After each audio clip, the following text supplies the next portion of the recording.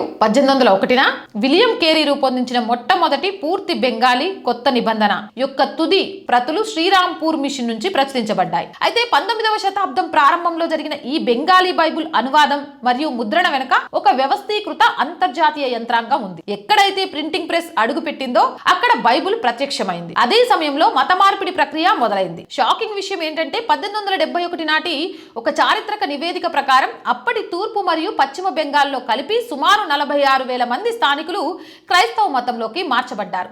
మత బోధనలు ప్రజలకు అర్థం కాని భాషలో ఉంటే ఆ సందేశం వారికి ఎప్పటికీ చేరుకోలేదని గ్రహించారు. ఆ లక్ష్యంతోనే బైబుల్ ని బెంగాల్లోకి అనువాదించడం ప్రారంభించారు. మార్చి 18న అంటే 1800వ సంవత్సరాన బెంగాలీ కొత్త నిబంధన యొక్క మొదటి ప్రూఫ్ షీట్లు ముద్రించబడ్డాయి. చివరగా ఫిబ్రవరి 7, 1801న 27 అధ్యాయాలతో కూడిన పూర్తి బెంగాలీ కొత్త నిబంధన అనువదించబడి ప్రచురించబడింది. బెంగాలీ కొత్త నిబంధన అనేది కేవలం ఒక పుస్తకం మాత్రమే కాదు, అది ఒక అంతర్జాతీయ మిషనరీ ఉద్యమంలో కీలక భాగం.